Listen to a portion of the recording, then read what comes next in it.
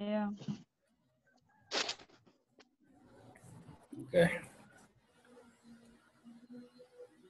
Saya akan kembali lagi karena di luar rumah karena adis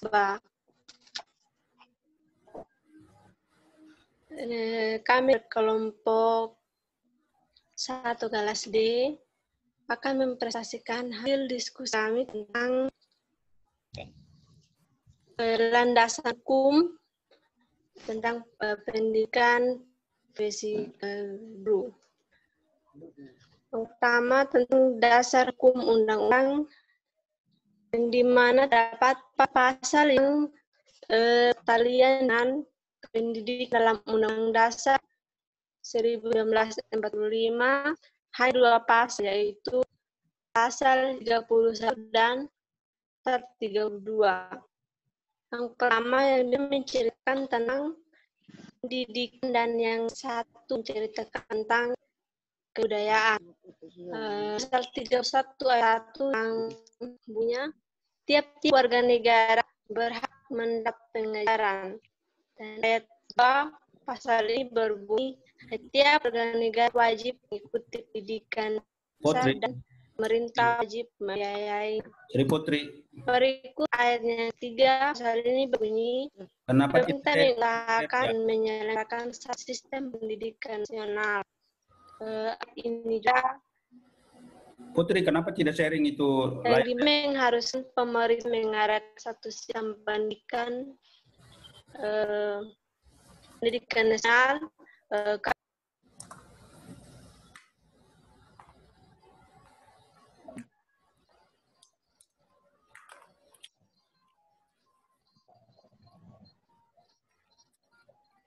Saya kasih mute Putri karena harusnya dia share materi.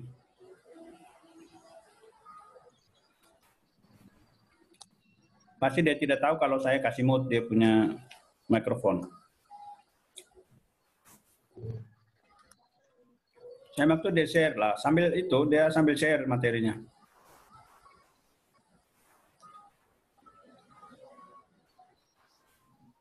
Oh, dia pakai HP masalahnya.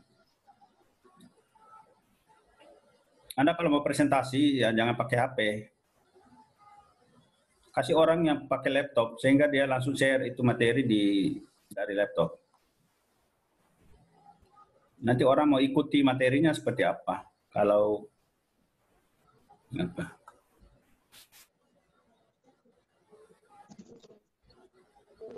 Oke. Kelihatannya Putri lagi sharing materi.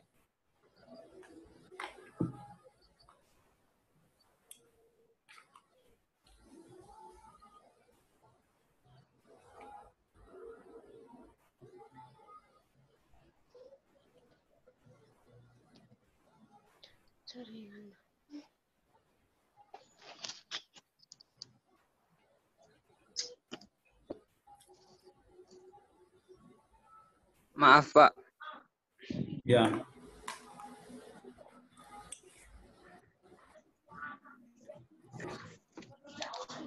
Pak, boleh apa saya bisa, Pak? Ya, bisa. Suruh dia stop dulu itu apa sharingnya. Iya, Pak. Maaf, Pak.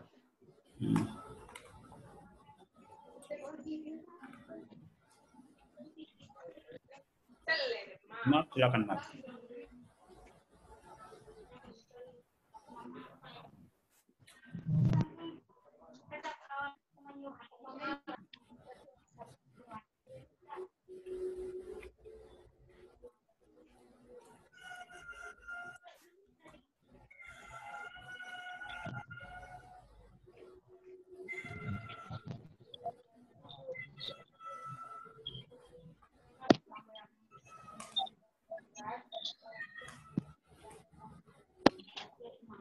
Halo Pak. Ya. Yang untuk PowerPoint kami ini Pak kan Pak tidak ada yang punya laptop. Jadi kami kerjanya buat langsung di HP, Pak. Jadi bisakah kami kirim PowerPoint-nya kami ke Pak? Kirim ke Anaya. Nanti yang Kirim ke Anaya atau ke Mark. Oh iya Pak, baik. Nanti mereka yang share. Mark pakai apa? HP juga kah?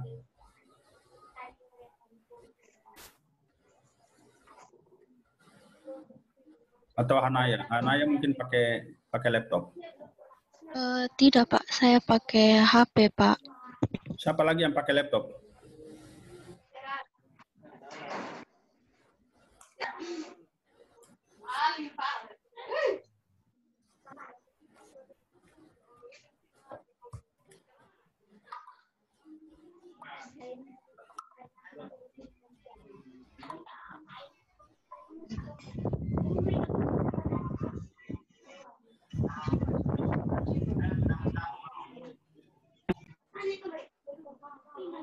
Ini Hanaya sudah. Saya Benedikta. Bantu kawan ambil filenya.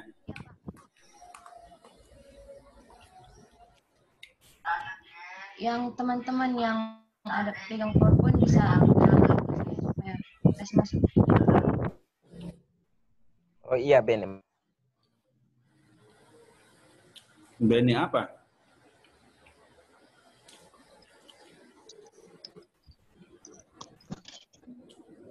Panggilnya apa? Benedikta. Maaf Pak, Nama panggilan. Laptop, Pak. Nedi Pak. Nedi. Oke. Kirim ke Nedi ya. Di nama boleh dalam kurung ditulis nama panggilan biar orang tahu.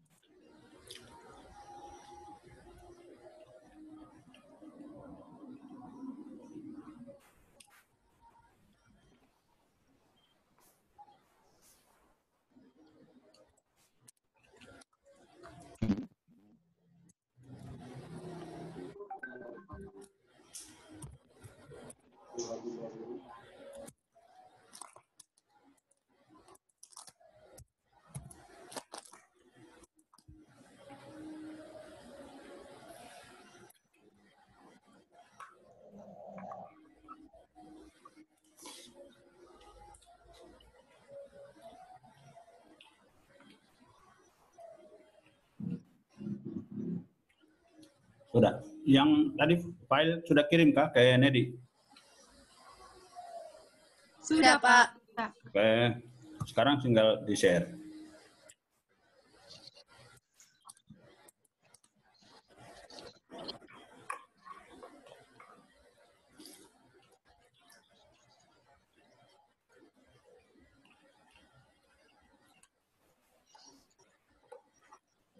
Yang paling jauh dari wilayah Kota Kupang di mana? Alor, Pak, Alor. Oh, oke. Alor. Manggarai, Pak. Manggarai. Ya. Berjawa Pak. Bejawa, oke. Cukup jauh. Paling jauh ke barat sana. Ada Manggarai Barat kah?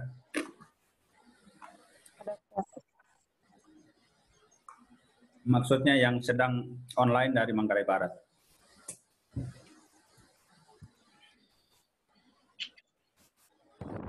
Manggarai mungkin. Maaf Pak, sudah. Ya sudah, jadi kita bisa mulai presentasi. Silakan.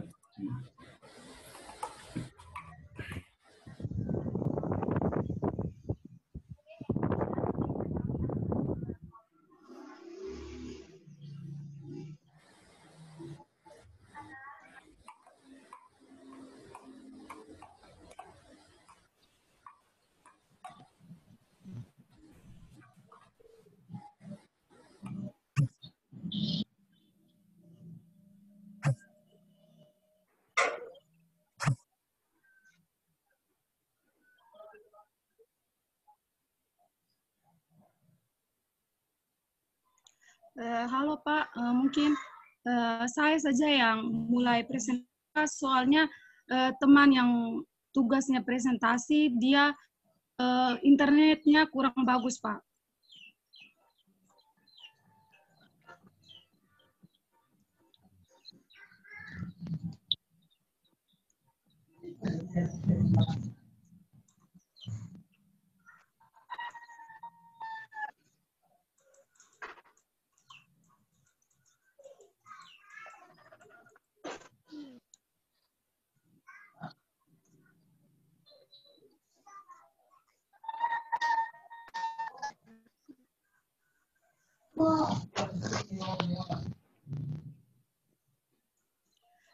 Selamat siang kita semua. Yang Iya. Baik, kami dari kelompok 1 akan mulai mempresentasikan hasil diskusi kami. Yang pertama tentang hukum, dasar hukum Undang-Undang Pendidikan Profesi Guru. Pertama tentang pasal-pasal yang berkaitan dengan pendidikan dalam Undang-Undang Dasar 1945. Hanya dua pasal, yaitu pasal 1 dan juga pasal 32. Yang pasal 1 menceritakan tentang pendidikan dan pasal yang kedua menceritakan tentang kebudayaan. Pasal 31 ayat 1 berbunyi, tiap-tiap warga berhak mendapatkan pengajaran. Ayat 2 berbunyi,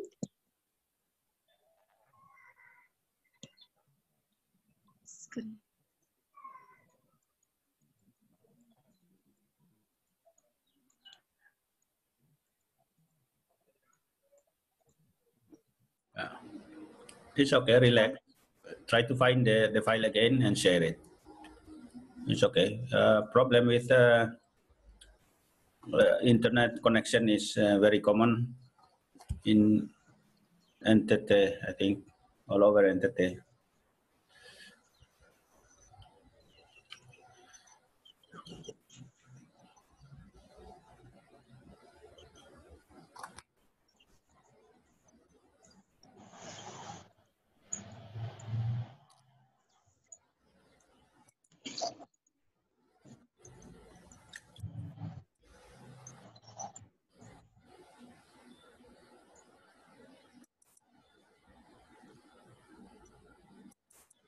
Oke, kita tadi sudah sampai di pasal 31 ayat 1 tentang berbunyi tiap-tiap warga negara berhak mendapat pengajaran. Ayat 2 berbunyi setiap warga negara wajib mengikuti pendidikan dasar dan pemerintah wajib membiayainya. Ayat yang berbicara tentang undang-undang pendidikan profesi guru, ayat 3 yaitu di pasal yang sama juga berbunyi, pemerintah mengusahakan menggarakan satu sistem pendidikan nasional. Ayat ini haruskan pemerintah mengadakan satu sistem pendidikan nasional untuk memberikan kesempatan kepada setiap warga negara untuk mendapatkan pendidikan. Karena karena suatu hal seseorang atau sekelompok masyarakat tidak mendapatkan kesempatan belajar, maka mereka bisa menuntut hal itu kepada pemerintah. Jadi di sini maksudnya karena pemerintah berhak atau mengusahakan menggarakan pendidikan bagi setiap warga negaranya, maka ada warga negara yang tidak dapat pendidikan karena suatu hal tertentu, maka warga negara berhak untuk menuntut hak pendidikan kepada pemerintah. Berikut slide kedua.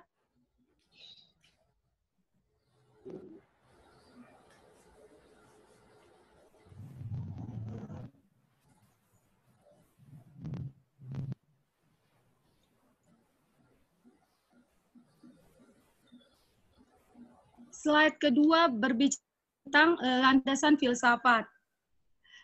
Seperti landasan filsafat tentang sesuatu dari segala aspeknya yang mendalam.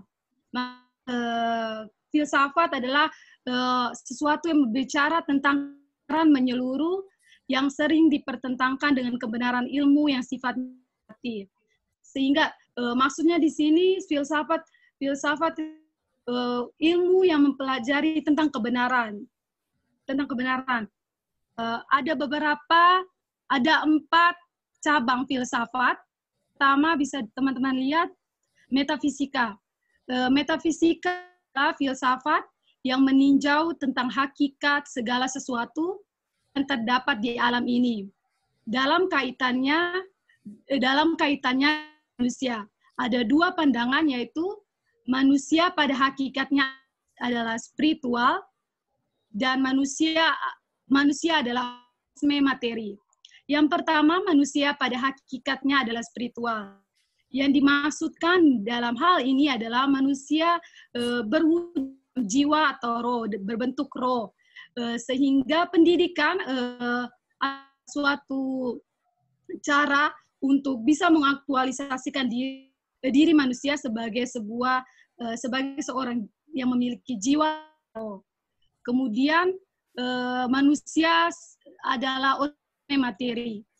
Pandangan ini dianut oleh kaum naturalis atau eksperimentalis dan beberapa realis.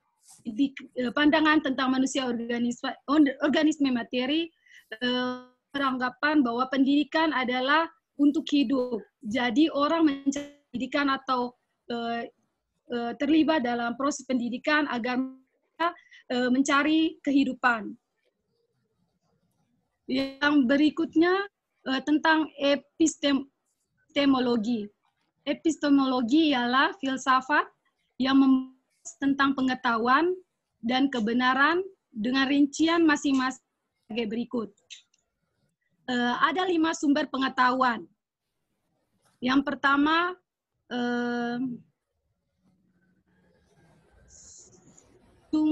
otoritas. Otoritas dapat dalam ensiklopedia, buku teks yang baik, atau rumus dan di sini maksudnya epistemologi berbicara pengetahuan. Pertama, pengetahuan yang otoritas. Pengetahuan otoritas bisa kita temui di buku-buku seperti ensiklopedia atau buku-buku teks yang baik, karena pengetahuan tertentu dimasukkan ke dalam buku-buku tersebut. Berikutnya sumber pengetahuan kedua adalah common sense, atau yang biasa kita sebut dengan pengetahuan tentang adat istiadat atau isi. Pengetahuan berikutnya tentang intuisi, yaitu yang berkaitan dengan perasaan. Jadi pengetahuan tentang perasaan manusia. Yang keempat, pengetahuan tentang pikiran untuk mengumpulkan hasil pengalaman.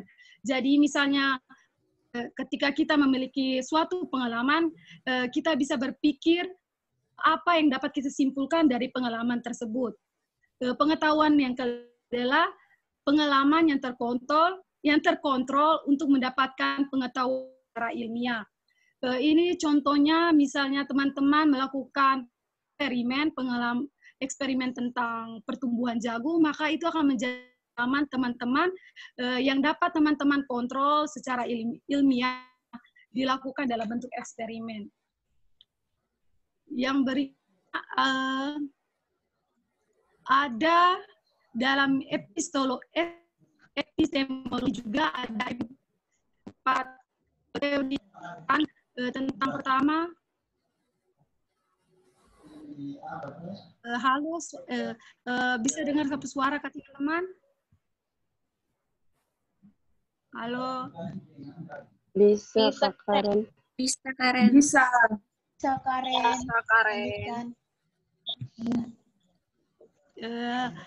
Lanjut, masih di poin epistemologi, ada 4 teori kebenaran. Yang pertama, yaitu sesuatu yang akan benar bila ia konsisten dengan kebenaran umum. Maksudnya, jika kebenaran yang disampaikan oleh seseorang diketahui oleh khalayak umum, maka tersebut atau hal yang disampaikan tersebut dianggap benar. Yang berikut koresponden. Koresponden ini sesuatu yang akan benar, sesuatu informasi atau sesuatu yang akan benar bila dapat dijelaskan secara tepat. Jadi misalnya kalau teman-teman mengatakan kalau bumi itu maka teman-teman harus bisa menjelaskan secara tepat kenapa bumi itu bundar. Jika teman-teman menjelaskan secara tepat, maka apa yang dikatakan oleh teman-teman tersebut disetujui atau dianggap benar. Yang berikutnya tentang masih yang sama, masih tentang teorema, kemudian pragmatisme, yaitu sesuatu yang benar apabila hal tersebut bisa memberi keuntungan atau manfaat bagi kehidupan manusia.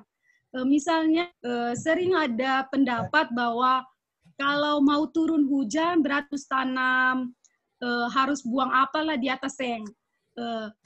Itu sering dipercaya oleh orang-orang tua kita, bahkan kita juga mempercayainya karena hal tersebut dianggap benar karena bisa memberikan manfaat bagi manusia, karena bisa mendatangkan hujan sehingga pendapat tersebut dianggap oleh kita. Yang berikutnya tentang skeptisme, kebenaran yang dicari secara ilmiah tetapi tidak dapat kebenarannya dibuktikan. Jadi seperti yang contohnya seperti teori kalau bumi ini datar. Nah, teori belum bisa dikatakan benar karena belum ada bukti atau yang lengkap tentang teori ini. Berikutnya tentang logika. Kita masuk poin ketiga tentang logika. Logika ialah filsafat yang membahas tentang cara manusia berpikir benar. Dengan memahami filsafat diharapkan manusia bisa berpikir dan mengemukakan pendapat secara tepat dan benar. Poin keempat, etika ialah filsafat yang menguraikan tentang perilaku manusia dan norma masyarakat secara ajaran agama, mencokok pemikiran dalam filsafat ini. Filsafat etika sangat besar dalam mempengaruhi pendidikan, sebab tujuan pendidikan itu mengembangkan perilaku manusia, antara lain afeksi peserta atau perilaku tindakan peserta didik. Ikut slide berikut. Akan dijelaskan oleh teman Sri Putri Ratu Andong. Saya akan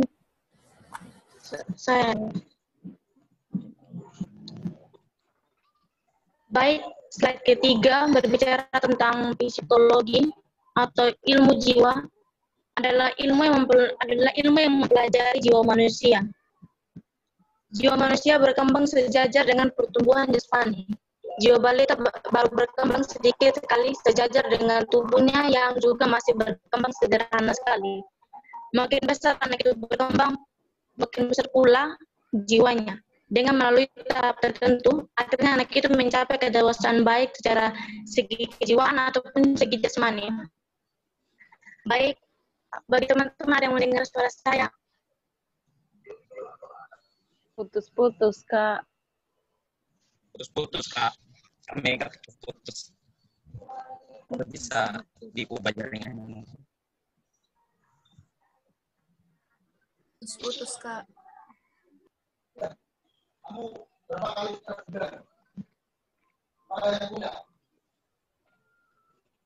Baik, saya akan menjelaskan ulang lagi.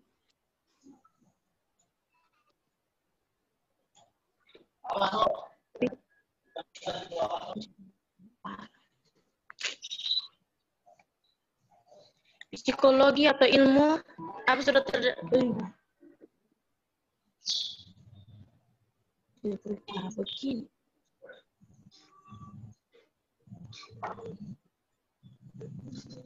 Psikologi atau ilmu adalah ilmu yang mempelajari jiwa manusia. Apa sekarang sudah terdengar jelas? Sudah, Kak. Bisa. Jelas, Mega, jelas. Jiwa manusia berkembang sejajar dengan pertumbuhan jasmani. jiwa balita baru berkembang sedikit sekali sejajar dengan tubuhnya yang juga masih berkemampuan sederhana sekali. Makin besar anak itu berkembang, makin besar pula jiwanya. Dengan melalui tahap-tahap tertentu, akhirnya anak itu mencapai kedewasaan baik dari segi kejiwaan maupun segi jasmani. Berbicara tentang psikologi, menurut saya sendiri untuk kalau soal anak-anak itu bisa diibaratkan secara sederhana saja seperti kata, jika kita melakukan seperti menaruh hal yang pada kertas, menulis sesuatu hal yang pada kertas, maka anak itu juga akan berkembang secara baik melalui tahap-tahap yang kita ajarkan, baik dari segi kejiwaan. Jika anak itu diajarkan baik dari kejiwaan, maka jiwanya juga semakin besar melalui tahap yang kita berikan akan juga memiliki kejiwaan yang baik juga. Menurut saya kalau tentang psikologi basis secara umumnya kita sudah mengerti seperti apa dari psikologi dan ilmu jiwa karena kita dari kecil sudah diajarkan tentang hal-hal tersebut. Jadi saya rasa dari slide ketiga hanya ini saja. Bisa ke slide ke-4 Putri. Kak, Mega Jamara suara putus-putus. Terus ini maaf baca jangan terlalu cepat. Oh ya sama. Ya kasih Maaf. Ya kasih sil. Ya siap-siap mengerti.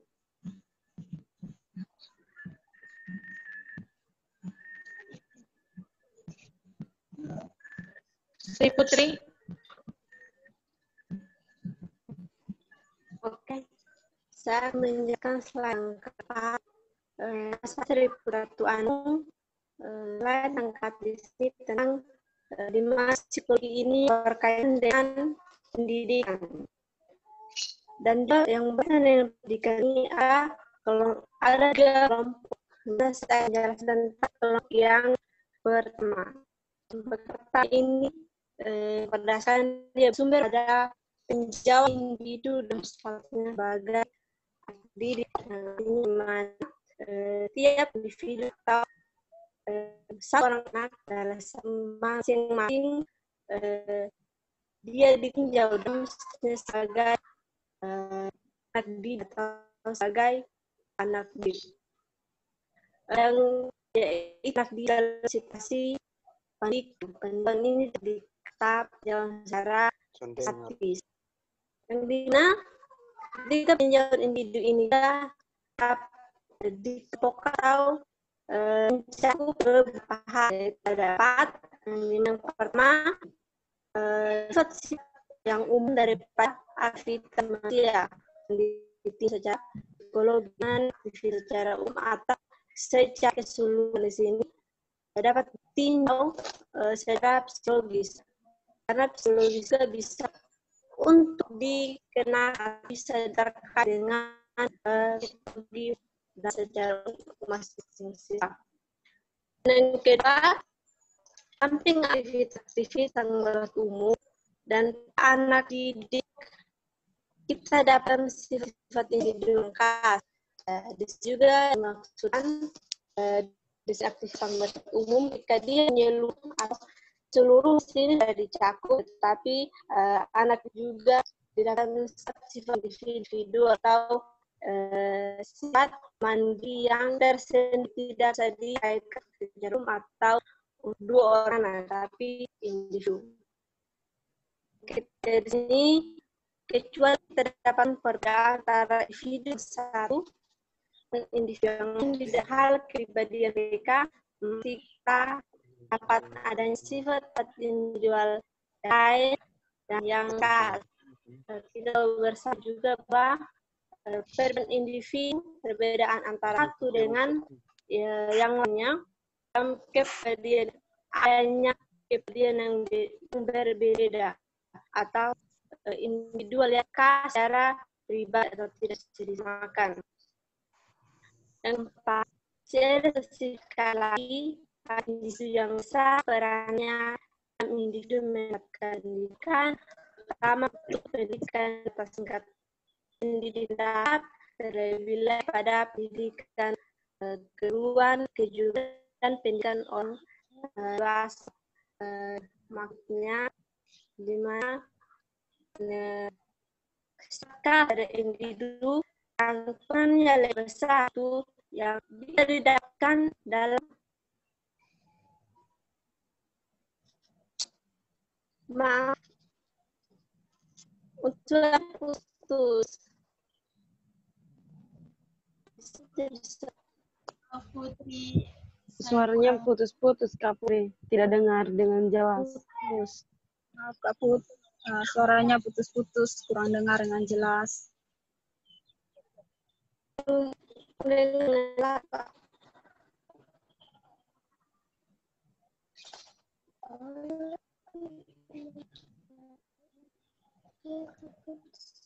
Jalan-jalan ke arah misalnya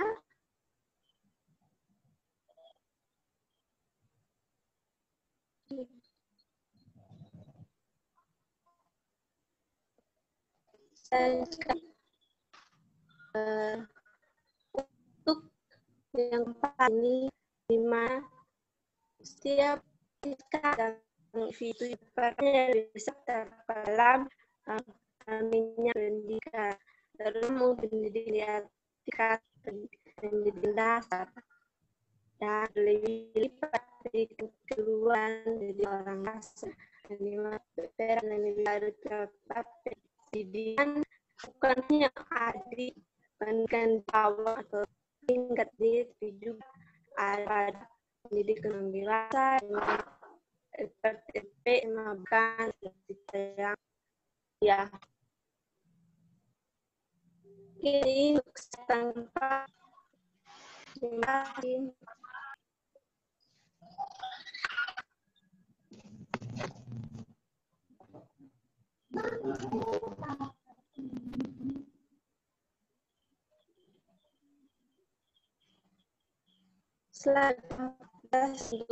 Sayang Slide.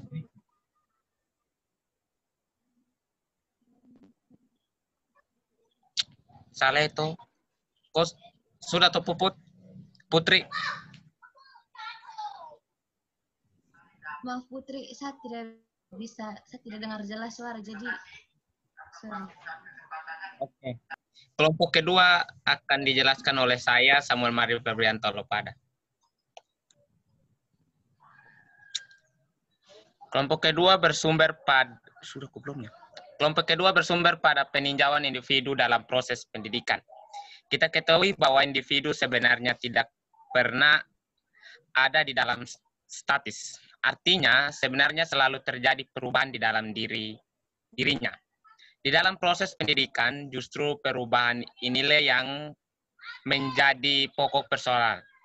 Pendidikan berusaha merangsang dan memberi arah perubahan. Ini sesuai dengan cita-cita pendidikan yang menjadi pedoman. Proses pendidikan di dalam hal ini ada 2 pokok seperti dikemukakan berikut ini. Pokok 1, soal pertama yang membicarakan soal perkembangan. Soal pertama membicarakan soal perkembangan perubahan individu ke arah kemajuan itu secara teknis. Kita sebut perkembangan. Supaya pendidikan dapat bertindak sesuai dengan keadaan psikologi anak didiknya, perlu ditahu bahwa perkembangan itu terjadi faktor-faktor yang mempengaruhinya apa saja. Bagaimana sifat-sifat individu pada masa perkembangan tertentu dan sebagainya. Yang kedua, soal-soal kedua pembicaraan perubahan pada individu. Yang terjadi karena belajar. Belajar dan mengajar merupakan inti daripada tindakan pendidikan melalui belajar.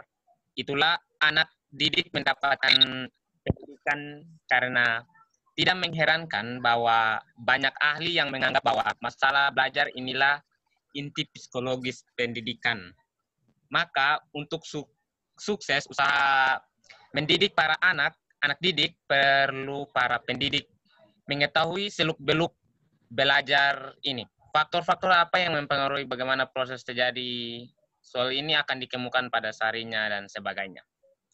Selanjutnya masalah evaluasi hasil-hasil pendidikan adalah sesuatu yang lumrah kalau seseorang berusaha menilai hasil usaha yang telah dilakukan di dalam lapangan usaha. Pendidikan masalah evaluasi ini justru sangat penting karena Hasil evaluasi ini akan menjadi landasan bagi usaha lanjutnya. Nedi, bisa slide berikut, Nedi. Halo, Nedi. Slide berikut. Oke, terima kasih. Kelompok ketiga, makin kuatnya pandangan mengenai lifelong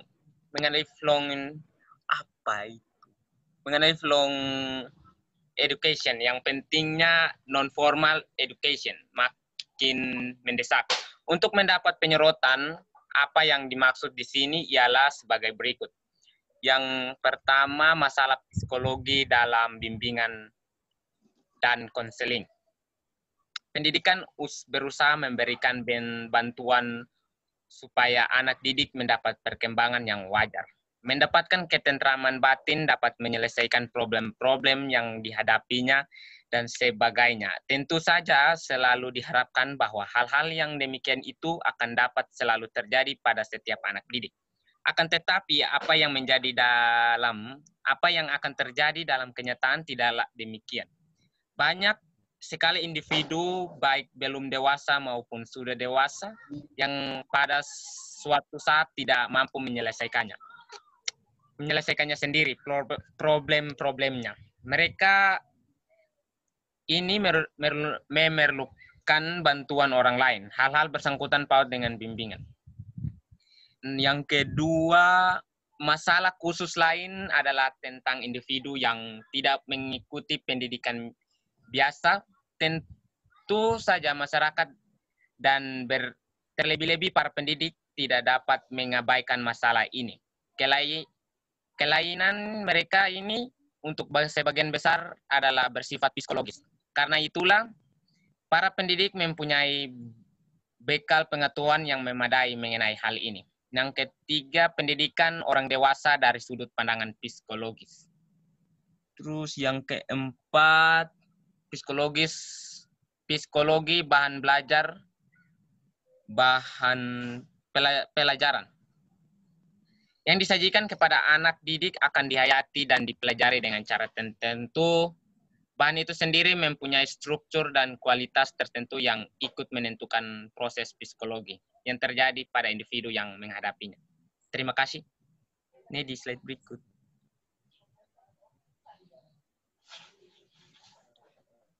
Slide berikut akan dipresentasikan.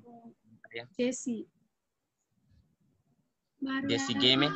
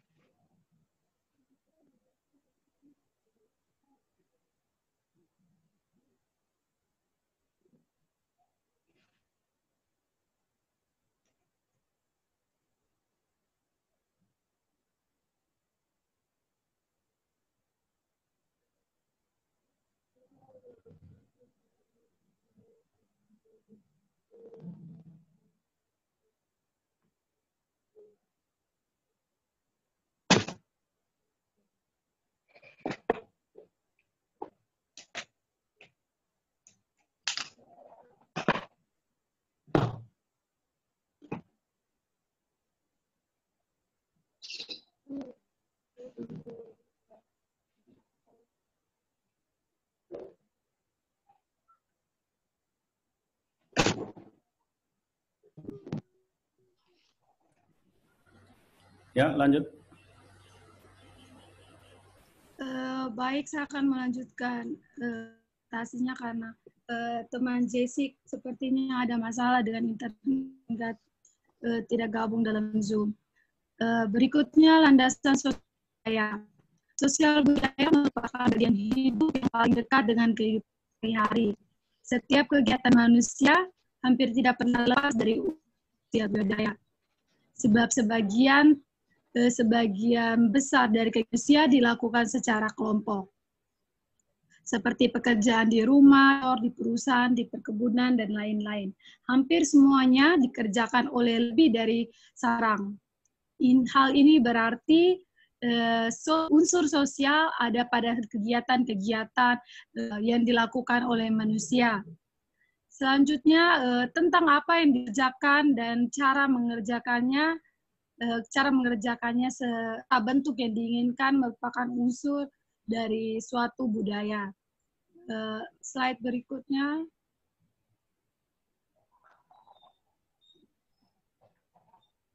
Sosial mengacu kepada hubungan individu antara masyarakat dan individu dengan masyarakat lainnya. Unsur sosial ini merupakan aspek individu secara ini, yaitu aspek ini telah ada sejak manusia dilahirkan. Oleh karena itu, aspek sosial melekat pada diri individu yang perlu dikembangkan dalam perjalanan hidup peserta didik agar bisa menjadi matang. Di samping tugas pendidikan mengenai aspek sosial, aspek itu sendiri sangat berperan dalam anak didik maksudnya dalam upaya mengembangkan dirinya. Maka segi sosial ini perlu diperhatikan dalam proses pendidikan. Jadi sosial ini sangat dibutuhkan oleh pendidik dan didik anak muridnya, karena kita semua tahu bahwa anak murid kan si pendidik sendiri akan berhubungan dengan orang lain dalam sosial, sehingga pendidik perlu mengajarkan kepada anak didiknya tentang bagaimana mereka harus melakukan ketika mereka berada di lingkungan sosial, atau bagaimana seharusnya mereka berperilaku kepada orang lain. Slide berikutnya akan dijelaskan oleh teman Anggi.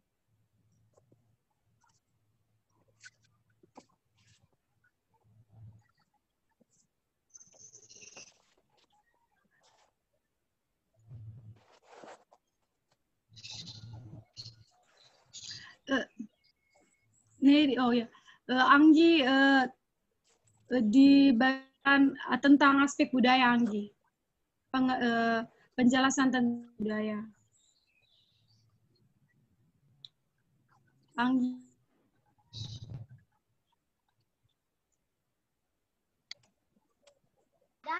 Baik, terima kasih.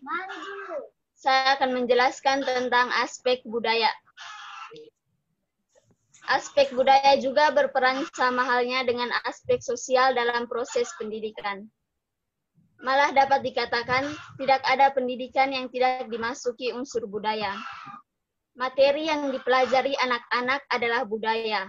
Cara belajar mereka adalah budaya. Begitu pula kegiatan-kegiatan mereka dan bentuk-bentuk yang dikerjakan juga adalah budaya. Dengan demikian, budaya tidak pernah lepas dari proses pendidikan itu sendiri. Sekian dari saya, terima kasih.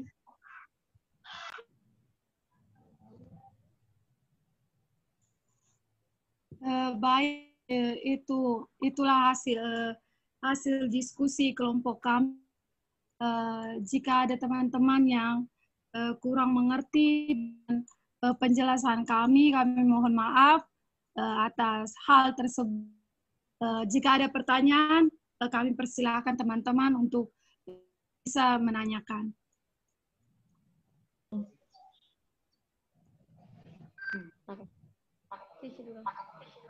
Baik, selamat siang.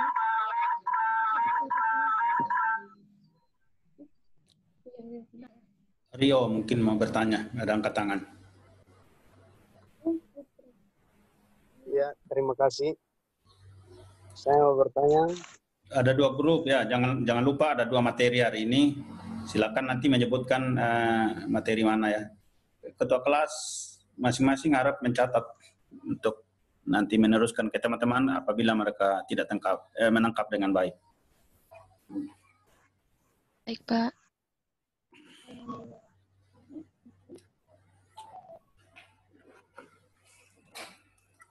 Halo.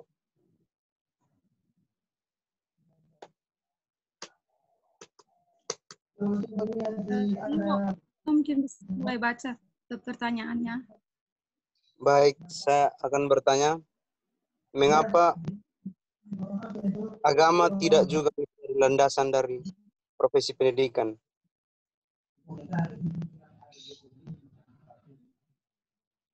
Mengapa agama tidak menjadi landasan profesi pendidikan?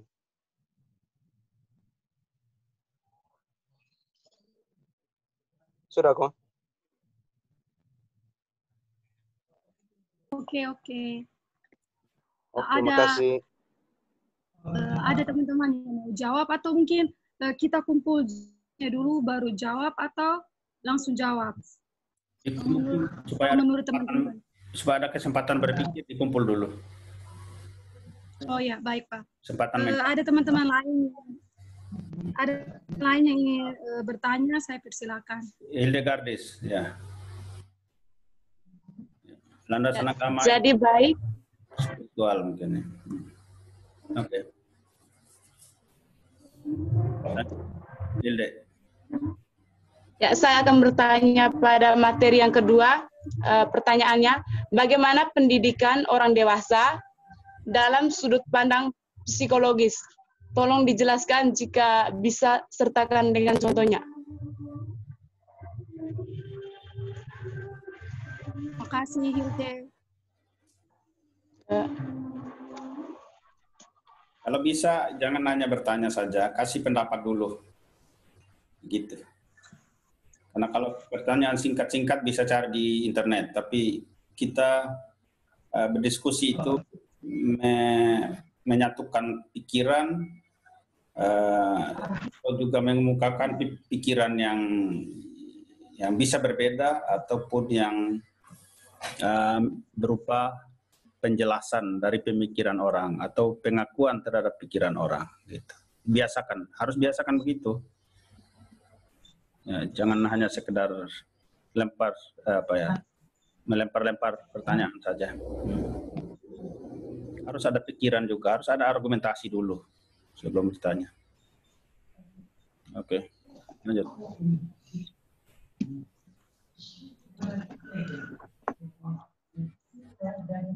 Masih ada lagi teman-teman yang mau tanya. Angela Neno, ya.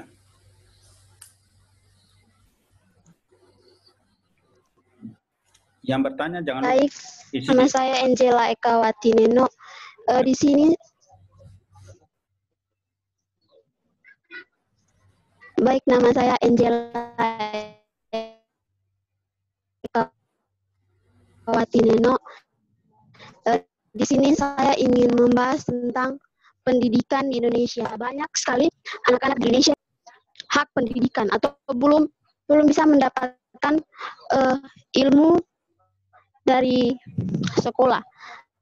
Mengenai pasal-pasal yang bertalian dengan pendidikan, di situ sudah dijelaskan bahwa misalnya pada pasal 31 ayat 1 yang berbunyi tentang tiap-tiap warga negara.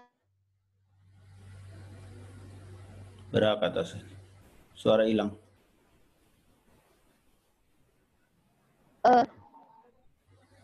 Ya Pak.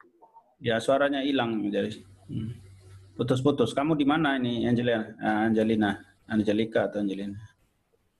Di rumah Pak.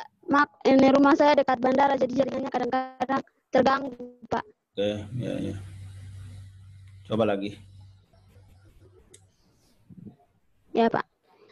Berkaitan dengan pendidikan di Indonesia, kita tahu bahwa banyak sekali anak-anak di Indonesia yang belum dapat merasakan bangku pendidikan. Saya ingin bertanya mengenai pasal-pasal yang bertalian dengan pendidikan, misalnya pada pasal 31 dan pasal 32.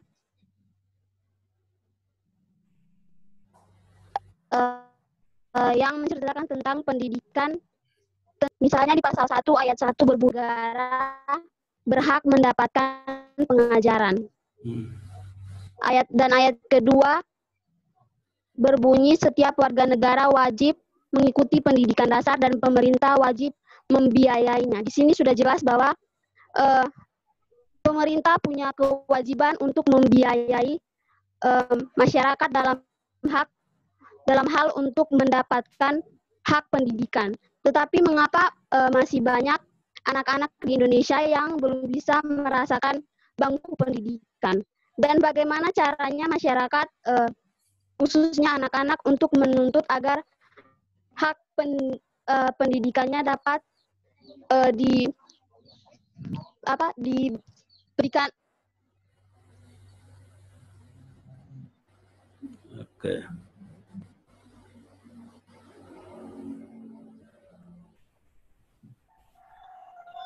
Suara hilang. Dapat menuntut hak pendidikannya kepada pemerintah. Oke. Terima kasih. Ya, itu 2 pertanyaan ya. Pertanyaan pertama, kenapa di pasal 31 Undang-Undang Dasar 45 bilang bahwa warga negara berhak atas pendidikan dan pemerintah berhak menjamin. Tapi kenapa masih banyak? Nah, pertanyaan banyak ini juga harus diikuti dengan data. Banyaknya di mana dan berapa banyak. Tapi ya sudahlah, anggap saja banyak. Yang kedua, bagaimana cara mereka menuntut? Menuntut hak tadi itu caranya bagaimana? Oke, jadi 2 cara. Oke. Silakan lagi, masih ada lagi? Kita sampai Saya, Pak. ya, oke. 2.40 ya. Siapa tadi? Carla Adetan ya? Carla Detan. Oke. Ya. Apakah suara saya terdengar jelas? Jelas sekali. Jelas sekali. Baik, pertanyaannya pada materi kedua tentang landasan filsafat, yang dimana landasan filsafat itu ada metafisika, epistemologis, logika, etika, dan psikologi. Nah, saya ingin fokus pada yang bagian metafisika, di mana kata teman-teman, metafisika itu meninjau tentang hakikat segala sesuatu yang ada di alam ini. Dan ada 2 pandangan, yaitu yang pertama spiritual dan yang kedua organisme. Nah, saya ingin bertanya tentang spiritual. Jadi, berdasarkan tadi yang telah dijelaskan oleh teman Karenina, katanya spiritual itu tentang sesuatu yang masih dipercayai. Dikasih contoh tadi tentang menyiram atau menaruh sesuatu di atas seng. Padahal hal tersebut belum bisa dibuktikan kebenarannya.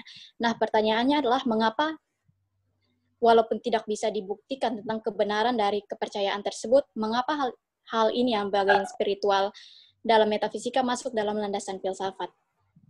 Itu pertanyaan saya. Terima kasih.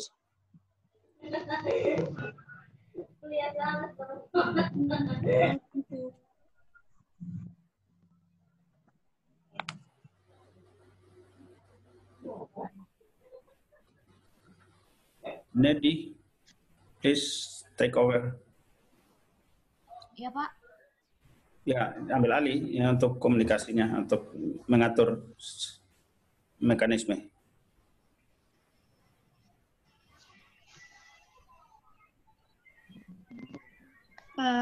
Oke, Pak, mungkin bisa mulai menjawab pertanyaan, Pak. Ya, silakan.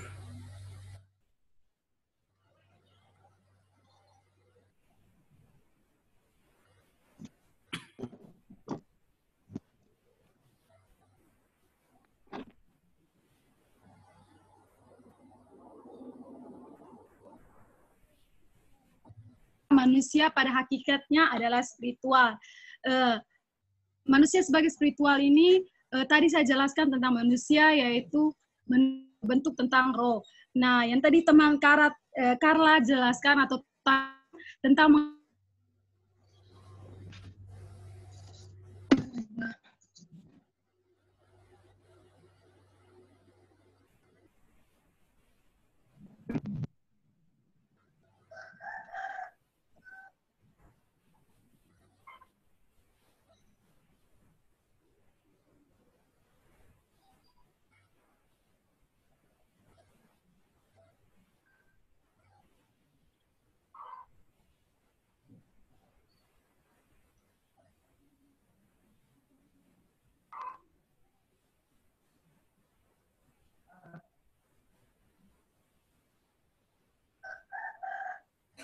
Ya.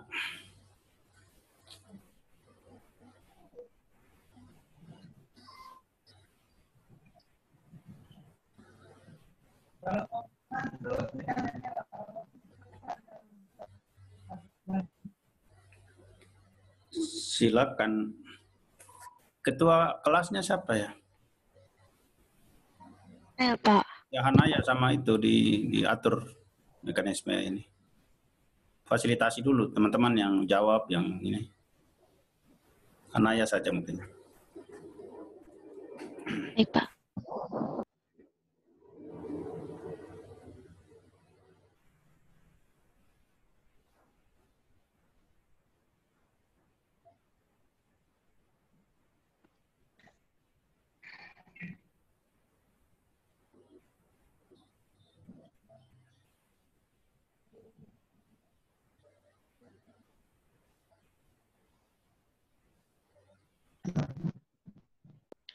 Baik Pak, sebelumnya biar nanti saya yang jawab jawaban dari teman saya Karen Pak.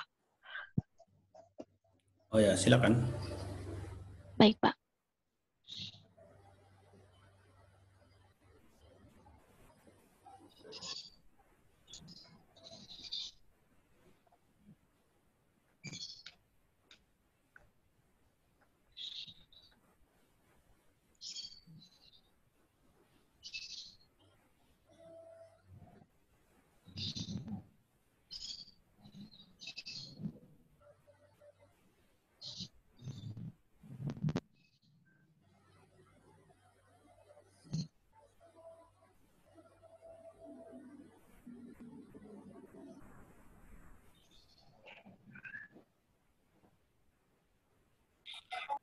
Apa sekarang ya?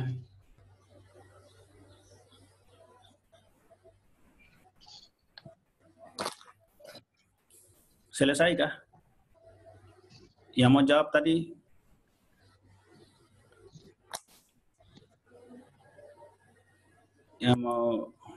Yang katanya mau jawab Karen, siapa ya tadi?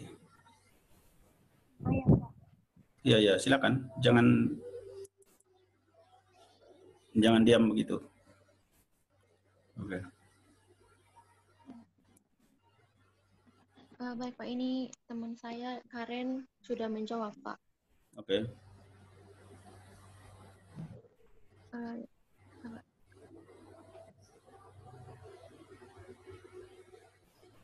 Coba di stop dulu tuh sharingnya. Ya. Oke. Kita diskusi biar begini. Yang pertanyaannya Carla tadi siapa? Sudah dijawab ya? Iya.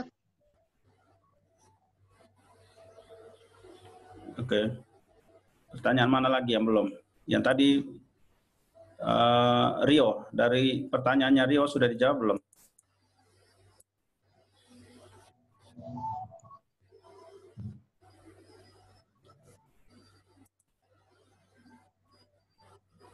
Teman-teman dengar kok, soalnya B ada ini. Teruskan ini. Karen pun VN. Tidak. Tidak Kanal. dengar. Tidak dengar. Tidak dengar. Tidak dengar.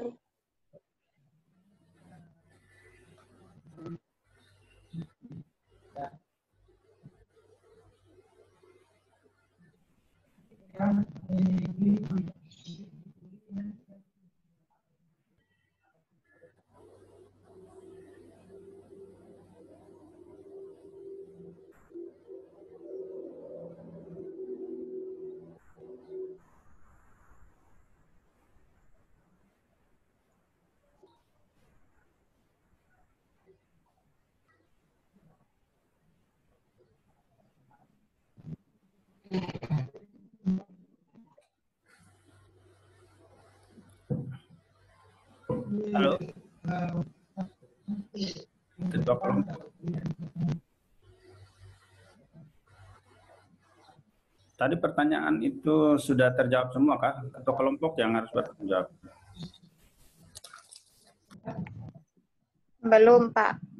Oke. Jadi sekarang apa yang terjadi ini? Ini Pak, saya bisa bantu jawab yang pertanyaan pertama kok. Boleh sekali, yang punya pendapat itu langsung. Bukan jawab juga. Ini Carla Beta Nelo. berdiskusi sah. Boleh sekali. Siapa ya? Carla, Pak, Carla. Carla, ya silakan Carla. Okay. Jadi tadi ada teman yang kasih pertanyaan paling pertama tentang kenapa agama itu tidak masuk dalam landasan filsafat. Betul kok ada tanya begitu. Rio tadi, Aprio tadi. Ada tadi pertanyaannya Rio. Ada Pak. Rio. Nanti baru minta nomor WA-nya Rio lah. Biar bisa saling kenal. Yes, begitu. Oh, begini perasaan. Rio perasaan nih. Rio baper. Ya sudah. Oke, lanjut Carla. Ya, jadi menurut saya, bukan menurut saya. Jadi yang tadi setelah dijelaskan, saya catat di sini kalau ada di landasan keempat yaitu etika. Di sini tercatat bahwa filsafat yang menguraikan tentang perilaku manusia, nilai dan norma masyarakat secara agama menjadi pokok pemikiran dalam filsafat ini. Jadi berdasarkan yang tadi dijelaskan tuh, kenapa agama tidak masuk dalam landasan filsafat, karena dia sudah masuk dalam landasan etika, di mana di landasan etika nih dia berdasarkan pada nilai dan norma dari agama. Jadi mungkin itu kenapa agama tuh tidak masuk dalam landasan filsafat. Begitu menurut saya. Tolong dikoreksi kalau menurut teman-teman beda. Terima kasih.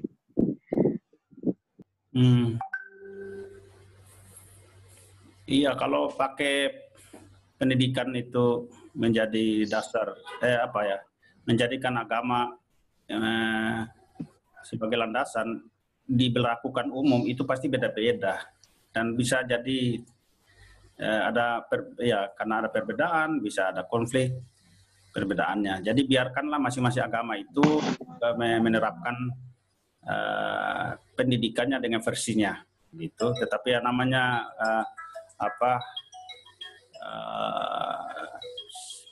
kurikulum secara umum itu sudah standar nasional.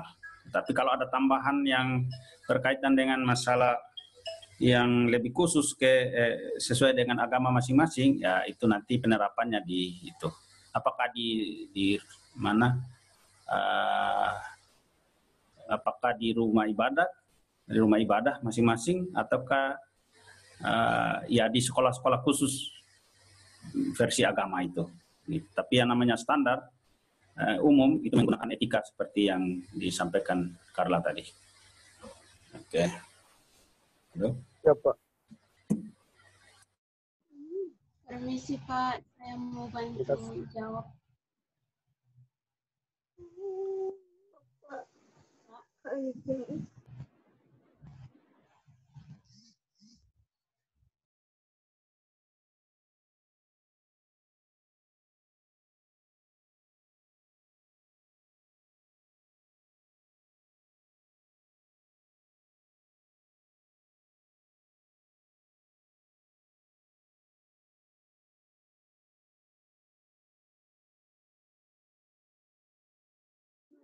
Selamat siang, Pak dan teman-teman. Silakan. Baik, Pak. Fitri, Ya, Pak. are you going to ask question or maybe answering questions? Saya hanya sekedar menanggapi, Pak. Boleh. Pertanyaan dari teman Angela Eka Nenawati, Pak. Oke, bagus. Baik, Pak. Tadi pertanyaan dari saudari Angela bahwa banyak anak Indonesia yang belum merasakan bangku pendidikan. Padahal di undang-undang sudah jelas menyatakan bahwa pemerintah yang memfasilitasi, membiayai pendidikan anak-anak. Tetapi seperti yang tadi Pak bilang bahwa banyak itu di mana, ya kan? Lebih tepatnya itu di mana? Jadi menurut pendapat saya dan yang saya lihat terkhususnya di kehidupan keseharian saya di kampung SD Gemit Naisalo, Kecamatan Patuleu Tengah, Pak, di Desa Nunsaen, itu pemerintah sudah menyediakan sekolah sudah ada, tersedia, banyak guru yang sudah ada juga, Pak. Tetapi bukan masalah dari pendidikan, bukan masalah dari negara atau pemerintah, melainkan dari orang tua sendiri. Karena apa? Orang tua yang tidak menyekolahkan mereka. Sekolah tersedia. Ada sekolah tersedia. ya? Iya, Pak. sekolah SD Gemit Naisalo. Itu yang terjadi, Pak. Sekolah tersedia, tapi orang tua mereka yang tidak menyekolahkan. Terlebih pada kasus sekarang pandemik yang dimana harus sekolah online. Pada saat guru harus mengunjungi rumah mereka masing-masing, malah banyak siswa yang mengikuti orang tuanya berjualan, pergi kebun, dan melakukan pekerjaan lainnya, pekerjaan membantu orang tua. Sehingga pendidikan di sana sangat sulit, Pak. Jadi tidak selamanya bahwa lamban pendidikan bukan karena pemerintah menurut saya, Pak. Karena pemerintah sudah memfasilitasi semuanya, tetapi orang tua lah yang memang membatasi anak-anak mereka. Ingat saya, terima kasih. Iya, jadi nanti kita diskusi lebih dalam lagi tentang ini, tentang apa sih yang jadi masalah. Mengapa kalau memang ada, mengapa kok begitu banyak orang yang belum bisa dilayani atau terlayani oleh pemerintah. Tapi ternyata tadi dari ceritanya Fitri, bahwa sekolah ada, jauh di pelosok sana, di mana itu, ternyata sekolah ada. Walaupun bukan sekolah negeri, sekolah swasta, dalam hal ini sekolah Gemit, tapi justru anak-anak tidak mau sekolah. Cari-cari itu anak-anak tidak ada, mereka ikut orang tua di kebun ataupun ke pasar jualan atau ke kota. Ya, seperti itulah masalah. Dan tadi ada juga pertanyaan yang tadi mengatakan, ya pendidikan orang dewasa itu seperti apa? Mungkin salah satunya itu, masalah di negara ini terlalu banyak. Salah satunya itu bagaimana kita menyadarkan orang tua tentang pentingnya pendidikan anak. Disitulah letak pendidikan dewasa itu harus berjalan. Gitu. Dan ini memang untuk mengatasi pendidikan, memang faktanya adalah di Indonesia ini tidak merata layanan pendidikan yang ada. Di kota-kota sedemikian bagus-bagusnya sekolah atau fasilitas pendidikan yang ada, tapi jauh sampai ke desa sudah semakin sulit kita dapatkan fasilitas pendidikan yang ada. Belum lagi pemahaman orang tua tentang manfaat atau pentingnya pendidikan yang semakin rendah. Kalau semakin ke kampung semakin rendah kesadarannya, gitu. Begitulah, begitu rumitnya mengatasi pendidikan di Indonesia. Jawabannya adalah bahwa memang pemerintah juga punya keterbatasan dalam mengatasi masalah pendidikan, dalam melayani begitu banyak. Sekarang ini berapa 260 sekian juta penduduk Indonesia. Dengan APBN yang tersedia, diharapkan ya bisa cukup untuk untuk kebutuhan yang paling penting saja di bidang pendidikan, dan belum bisa melayani seluruh warga Indonesia. Disitulah juga pentingnya partisipasi masyarakat dalam memberi layanan pendidikan kepada masyarakat. Karena itulah para lembaga pendidikan swasta, lembaga agama juga dipacu untuk berpartisipasi. Makanya ada sekolah Islam, ada sekolah Kristen, ada sekolah-sekolah lain juga dari agama lain, Hindu, Buddha. Nah, disitulah dengan begitu partisipasi yang cukup besar dari masyarakat, kelompok-kelompok masyarakat ataupun agama, bisa kita sama-sama menuntaskan masalah pendidikan. Belum bisa kita atasi semua. Jadi mungkin kita perlu sekian tahun lah. Begitu. Belum lagi sekarang COVID ya semakin mempersulit pemberian layanan. Semua anggaran yang disiapkan untuk mengatasi atau membangun fasilitas, menambah guru tahun ini akhirnya diambil, dialokasikan lagi, dialihkan untuk pembelian masker, pembelian sanitizer, pembelian untuk membiayai rumah sakit. Karena untuk satu orang yang terkena COVID yang ditangani oleh rumah sakit itu 92 juta ya anggarannya minimal. Nah, kali sudah. Kalau 10 orang berarti 900 juta lebih. Hampir 1 miliar. Itu baru 10 orang. Kalau 100, berapa miliar itu yang harus ini? Mulai dari proses pertama, dia masuk rumah sakit, dibiayai semua dokter, biayai semua tenaga medis yang ada, beli obat, beli vitamin segala macam, itu semua menyedot anggaran yang ada. Jadi selama 1 tahun terakhir ini pasti lebih sulit lagi untuk kita bisa penuhi. Pemerintah kita memberi ini layanan yang maksimal.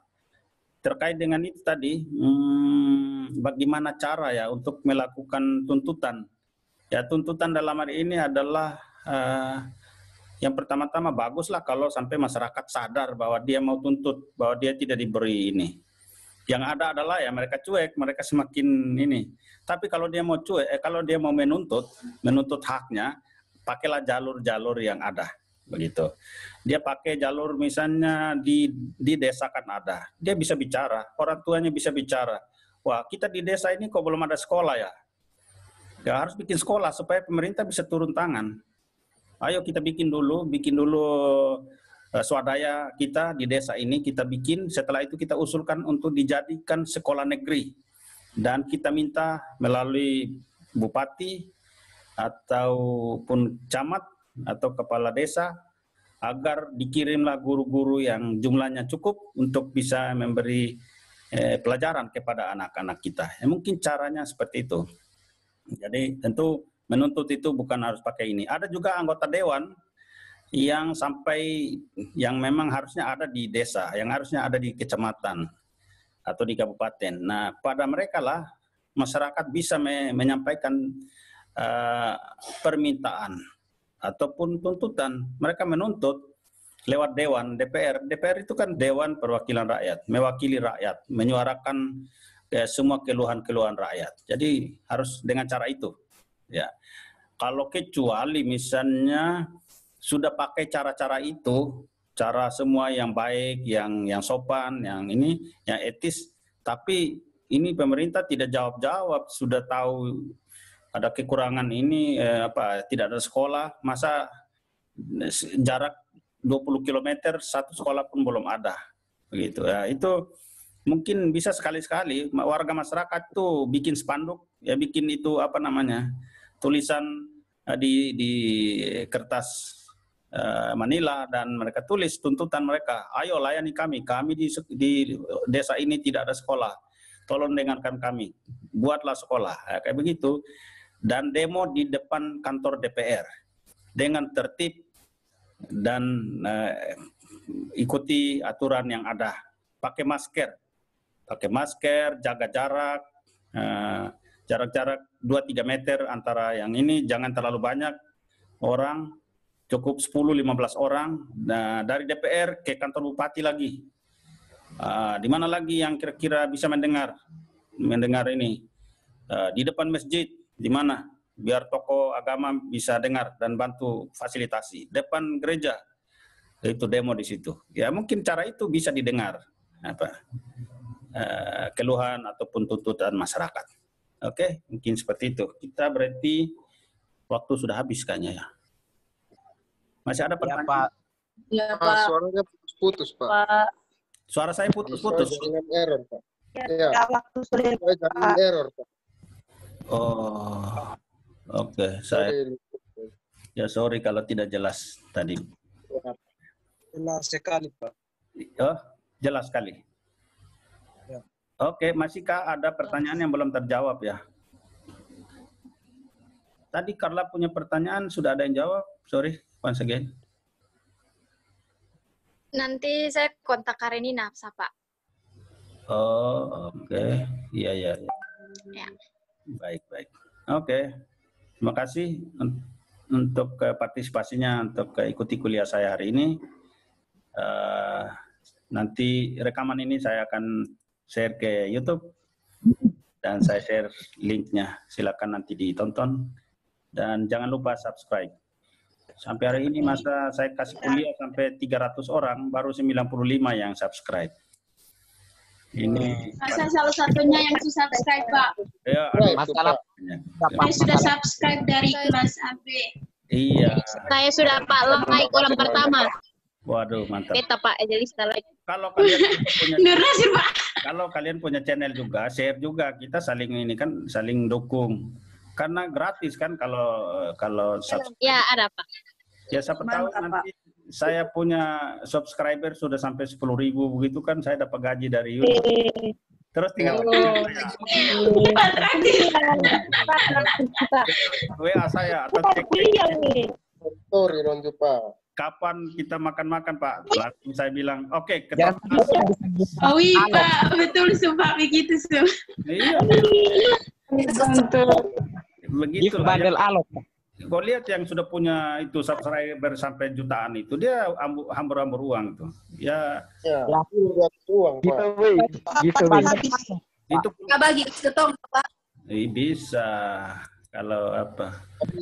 Makanya biasa mereka bandel alok ini HP. Iya, yang masalah itu apabila saya sudah dapat subscriber banyak, Anda diam-diam saja, tidak pernah tegur saya lagi. Padahal Anda sudah menjadi salah satu. Saya biasa nonton Pak Story, jadi pasti saya selalu tagih. Di hari lupung apa nanti komen atau apa subscribe. Saya bisa cek apa yang subscribe. Saya kalau siap nanti katong komen Pak, siap. Oke, komen lah. Share. Oke, thank you for attending my class. Ya Pak, thank you Pak. Thank you. You're welcome Pak. Oke. Thank you Pak. Jangan lupa tulis yang tadi yang komen yang menjawab pertanyaan dan bertanya tulis di chatting, dan saya akan capture lagi layarnya sekali lagi dan saya ini ya mungkin ini edit manis ya. Tidak apa-apa kalau Anda masih pakai waktu satu dengan yang lain. Pak, ini manis-manis semua nih Pak, ganteng-ganteng, manis-manis. Deli. Ini udah tadi. Itulah. Ayo tunggal. Awi. Mue pakai hikmat. Tolong jangan Samuel, jangan bagatal di sini. Ayo gimana? Samuel, lu buang jagung di mana-mana, lu punona seberapa di situ lo buang jagung tambah lagi di sini lo. Samuel, stop Samuel. Pak, dia tanam satu-satu tuh Pak, terlalu banyak. Samuel mau dapat satu susah mah.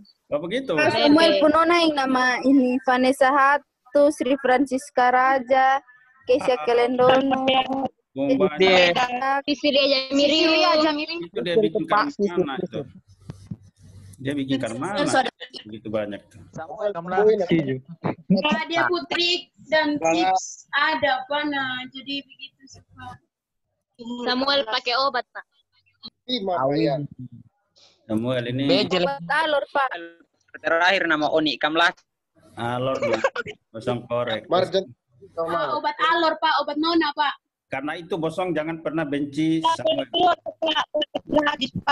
Karena semakin kalian benci dengan Samuel, Bosong akan semakin ingat dia. Betul Pak, betul. Edel tuh Pak, Edel tuh Pak. Dia paling suka marah-marah Pak, dia paling kejam tuh dalam kelas Pak. Aduh tidak Pak, aduh ini Samuel ini omong kosong. Karena antara kangen dan marah benci dan kangen itu sangat tipis batasnya. Gila Pak. Samuel, beta suruh lu pakai otak kan, pakai hikmat. Mantap Pak. Bebaper. Ini Samuel tidak bisa depus. Kasih paper bedo. Ayo screenshot Pak. Itu saya kirim lagi itu. Oke, sudah selesai. Baik Pak, dapat. Terima kasih banyak Pak. See you next week. See you next week. Terima kasih Pak. Terima kasih Pak. Sampai bertemu minggu depan. Oke, ambil tidur. Keluar kok. Ucapkan terima kasih Pak. Thank you so much. Samuel. Lu ngomong bawa Vietnam sekali, beta tampilin. Angela Heo teman manis so. Ini Samuel. Ya. Samuel terus. Tidak, kita tegur memang. Kita kan beda pulau, beda hati gitu. Jadi Beda perasaan. Jampe dengan ini Zoom kita bisa berkenal lebih dekat, sampai menjalin cinta juga di sini. Lo pemuka di mana? Lo sembunyi muka begitu baru berayu orang puana nona. Nanti dong lihat. Oh ya. Paulina tenda punggah ya, tak lalu. Itu kamera belakang. Pakai obat itu Pak. Ya. Tidak, semua jalan-jalan Tuhan lah. Jangan berpikir yang negatif. Semua pakai obat tuh. Sama dan dia pakai obat tuh. Obat mulai laku. Samuel tuh setiap apa yang keluar dari mulut awas-awas itu baik-baik cinta dia kasih keluar tuh. Iya ya, ayat cinta ya. Fitri, salam untuk temannya itu ya.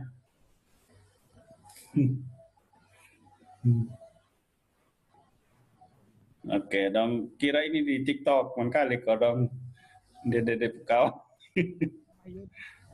Oke, ini rekaman ada di rekaman juga, nanti bisa dilihat. Kasih tunjuk di kawan. Nanti saya akan share link YouTube-nya.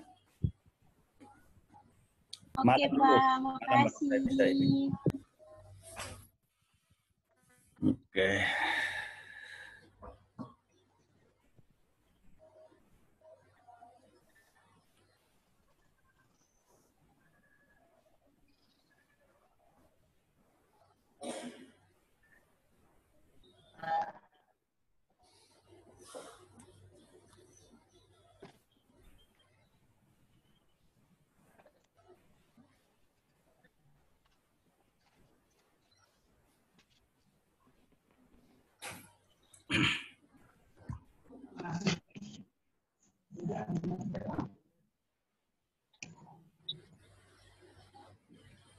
Dan saya stop recordingnya.